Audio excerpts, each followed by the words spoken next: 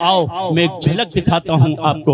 अल्लाह दरबार रसूल अकरम लगा हुआ है, हुजूर का दरबार लगा हुआ है और मेरे आका बेटियों की अजमत के बारे में बयान कर रहे हैं, बेटियों की रिफत के बारे में बयान कर रहे हैं। इतने में एक सहाबी खड़े होते हैं। क्या सुनकर? उन्होंने ये सुना कि वो क्या लोग थे जो बेटियों को दफना दिया करते थे, बेटियों का गला दबाकर मार दिया करते थे। वो क्या लोग थे? अल्लाह अकबर। एक सहाबी हजरत आसिम रज़ी अल्लाह तआला अन्हु दरबार रसूल अकरम में खड़े होकर अर्ज करते हैं, या रसूल अल्लाह, मैं आपको कुछ बात बताना चाहता हूँ। मेरे आका ने फरमाया, बताओ आसिम क्या बताना चाहते हो? वो अर्ज करते हैं, आका मैं सफर पर जा रहा था, मेरी बीवी उम्मीद से थी, यानी पेट से थी, प्रेग्नेंट थी। मैंने अपनी बीवी से कहा, अगर बेटा हो तो रख लेना और अगर बेटी हो तो इसे दफना देना, मार देना, खत्म कर देना, गिरा देना। ये कहकर मैं चला गया। और उस वक्त के सफर होते थे साहब, आज भी सऊदी लोग जाते हैं 3-3 साल से वापस आया करते हैं, वो भी कमाई वगैरह के लिए जाया करते थे, बड़े लॉन्ग टूर पर जाया करते थे। वो कहते मैं किसी लंबे सफर पर चला गया था, मैं अपनी बीवी को ये कहकर गया था कि अगर बेटा हो तो रख लेना और बेटी हो तो फेंक देना।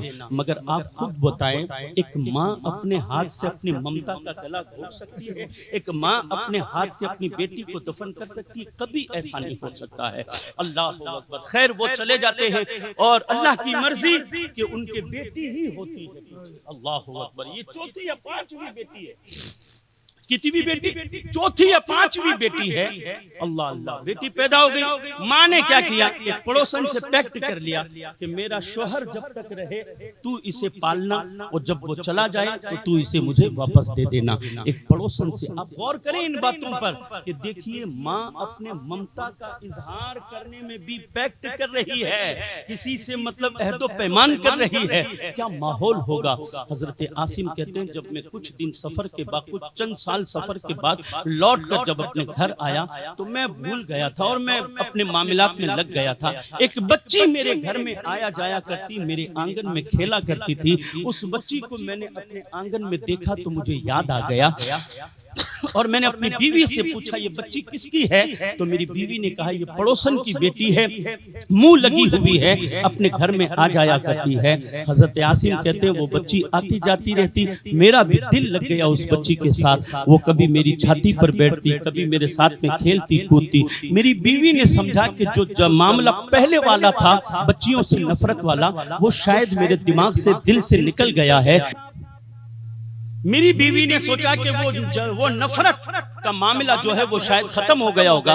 तो एक दिन मेरी बीवी ने मौका पाकर मुझे कह दिया, ऐ मेरे सरताज, क्या पता है आपको कि जिस बच्ची के साथ में आपका दिल लग गया है, जिस बच्ची के साथ में आप खेलते कूदते हैं, वो बच्ची किसी और की नहीं, वो आप ही की बेटी है। कहा क्या मतलब? कहा आप जब सफर पर जा रहे थे और मैं उम्मीद से थी तो मैंने आपसे झूठ बोला था कि मरा हुआ बच्चा पैदा हुआ, मैंने फिकवा दिया, ये बच्ची ही है जिसको जिंदा है और मैंने इसको पालने के लिए रख लिया था। मेरे ज़मीर ने मुझे इजाजत न दी कि मैं इसे जिंदा दफनाती या इसका गला दबाती। अल्लाह अकबर।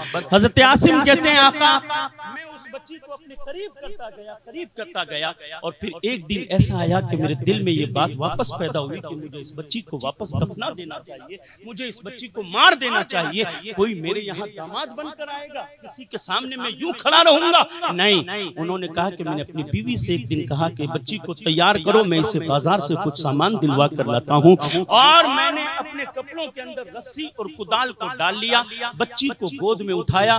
बच्ची कभी मेरी दाढ़ी सहलाया करती, कभी मेरे गाल पर हाथ लगाया करती। बच्ची को मैं चलाता रहता, गोद में उठाए हुए जब जा रहा था, बाजार से गुजर रहा था। औलाद वालों सुनना, अल्लाह अकबर। आप कहते हैं कि जब मैं बाजार से गुजर रहा था और मेरी बेटी मेरे चेहरे को मेरी तरफ घुमा घुमा कर कहती थी, बाबा ये चूड़ियों की दुकान है, मुझे चूड़ियां दिलवा दो। जब कपड़ों की दुकान आती तो मेरी बच्ची मुझसे कहती थी कि बाबा ये कपड़ों की दुकान है, मुझे कपड़े दिला दो। जब खिलौनों की दुकान आती तो बच्ची मुझसे कहती, बाबा मुझे खिलौने दिलवा दो। आज मैं आपसे पूछना चाहता हूँ, क्या आज एक बाप गरीब भी होता है, अपनी औलाद की हसरतों के लिए अपने आप को रहन रख दिया करता है? अपने बच्चों की मुस्कुराहट के खातिर एक मजदूर बाप कहता है कि हाँ तेरी हसरत क्या है, तू बता तो सही, मैं अपने आप को बेच दूंगा तेरी खुशी खुशी की खातिर, तेरी खुशी की खातिर मैं अपने आप को बेचने के लिए तैयार हूँ। आज आपकी औलाद आपके आगे अगर किसी चीज के लिए मचल जाया करती है तो आप अपनी औलाद की खुशियां पूरी करने के लिए किस तरीके से आप अपने आप को अपनी औलाद के समझ कर दिया करते हैं। लेकिन वो बाप क्या होगा यार कि जिसकी औलाद उससे खिलौने मांगती है मगर वो बाप अपनी बच्ची की तरफ मुतवज्जे तक नहीं होता है। वो बेटी अपने बाप से कपड़ा मांगती है तो वो बाप अपनी बेटी की तरफ मुतवज्जे तक नहीं होता है। अल्लाह अकबर, मेरे तो समझ में नहीं आता कि दिल को हो क्या गया था। अरे खुद की पैदा की हुई औलाद अगर कोई चीज मांग रही है तो उनके दिल में कोई बात पैदा तक नहीं हो रही है। आप फरमाते हैं कि मैं अपनी बच्ची को गोद में उठाए हुए मेरी बच्ची मुझसे सवाल करती रही, मांगती रही, डिमांड करती रही, तलब करती रही। दुकानों की तरफ इशारे कर करके मेरी बच्ची मुझसे कहती रही, बाबा मुझे ये दिला दो, बाबा मुझे ये दिला दो। आप कहते हैं कि मैं किसी भी जगह पर नहीं रुका और अपनी बच्ची को गोद में लेकर जंगल में चला गया। जंगल में जाकर मैंने अपनी बच्ची को एक पत्थर पर बिठाया, कुदाल निकाली और कुदाल से मैं जमीन खोदने लगा। जमीन खोदते खोदते जब मिट्टी मेरे कपड़ों पर लग रही थी, मेरी बच्ची दूर से भागती हुई आई,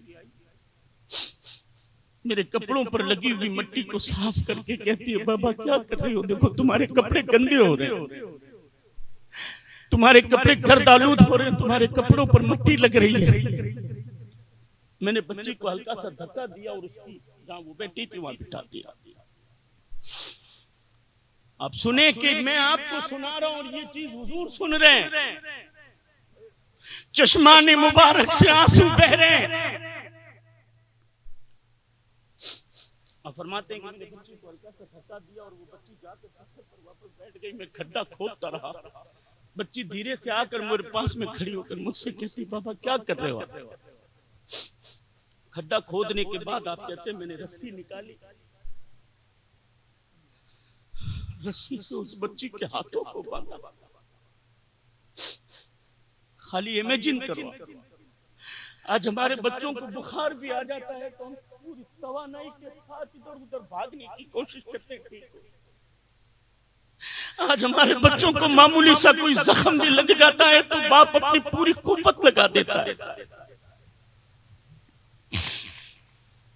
क्या ये बाप नहीं था जो अपनी बेटी को ये खड्डा खोद कर हाथ बांध रहा, पांव बांध रहे, हाथ और पांव बांध कर कहते हैं जानवर की तरह मैंने उठाया और जानवर की तरह उठाकर मैंने उसे खड्डे में डाल दिया। जैसे ही मैंने खड्डे में डाला, मेरी बच्ची मायूस होकर मेरी तरफ देखती, बंधे हुए हाथ मेरी तरफ जोड़कर कहती है, बाबा जिंदगी में तुझसे कोई खिलौना नहीं मांगूंगी, जिंदगी में तुमसे कोई कपड़ा नहीं मांगूंगी, जिंदगी में तुमसे कोई रोटी टुकड़ा नहीं मांगूंगी, मुझे जिंदगी की खैरात दे दे बाबा। घर के किसी कोने में बैठकर जिंदगी गुजार दूंगी, मुझे मेरी माँ की गोद दे दे बाबा। आप कहते हैं मैं मिट्टी डालता गया, मिट्टी डालता गया। बच्ची फरियाद करती रही, फरियाद करती रही, फरियाद करती रही। मैं मिट्टी डालता गया। मिट्टी का बोझ बच्ची के सीने पर जैसे बढ़ता गया, बच्ची की आवाज दबती गई और उसी वजह से बच्ची की सांस निकल गई। फिर मैंने मिट्टी डालकर जमीन को बराबर कर दिया। आप कहते हैं आका, सुनाने का मकसद ये है कि मैंने बच्ची को जैसे दफन किया और दफन करके मैं चंद कदम अपने घर की तरफ चला था कि मुझे बेटी की कब्र से आवाज आती है, बाबा बाबा। मैं मुड़कर पीछे देखता हूँ कि कहीं बच्ची कब्र से बाहर तो नहीं निकल गई है, लेकिन कोई नजर नहीं आया मुझे। फिर मैं वापस अपने घर की तरफ लौट पड़ा। फिर मुझे आवाज आई, बाबा बाबा। फिर मैंने मुड़कर वापस देखा, फिर मुझे कोई नजर नहीं आया। 3 मर्तबा मुझे बच्ची की कब्र से आवाज आती है, बाबा बाबा। या रसूल अल्लाह फिदा का अबी व उम्मी। मैंने 5 बच्चियों को अपने हाथों से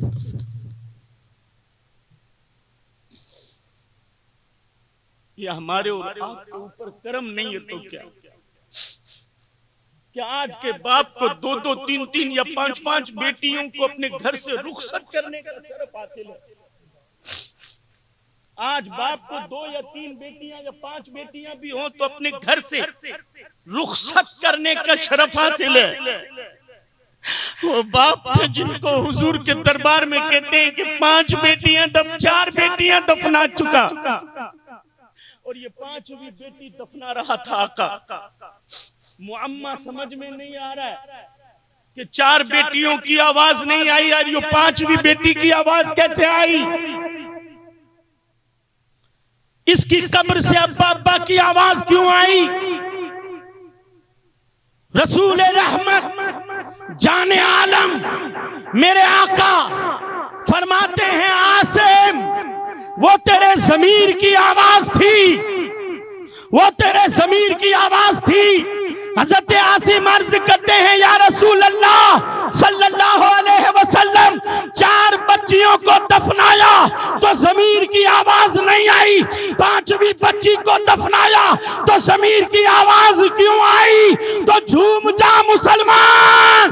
हुजूर ने फरमाया, ए आसिम जब 4 बच्चियों को दफना रहा था वो माहौल अलग था, और जब तू 5वीं बच्ची को दफना रहा था तो मैं मोहम्मद अपनी माँ आमिना के पेट में जलवा कर हो चुका था। मैं मोहम्मद अपनी माँ के पेट में जलवा कर हो चुका था। ये मेरे माँ के पेट में जलवा करी का सदका था कि अल्लाह ने मुर्दा ज़मीरों को जिंदगी अता फरमाई। माँ के पेट में तशरीफ तो मुर्दा ज़मीर जिंदा हो जाए, वो दुनिया में तशरीफ लाए। अल्लाह अकबर। सुने आप, सोचें आप, समझें आप। तो अगर आज कोई मुसलमान बेटे और बेटी की शादी के मौके पर रसूल पाक का मिलाद करवाता है तो वो एहसान नहीं करता है, बल्कि दुनिया को ये बता रहा है, ऐ लोगों, औरतें मक्के की मंडी में बेची और खरीदी जाती थी। इस औरत को इज्जत का ताज अगर किसी ने पहनाया है तो आमिना के लाल ने पहनाया है।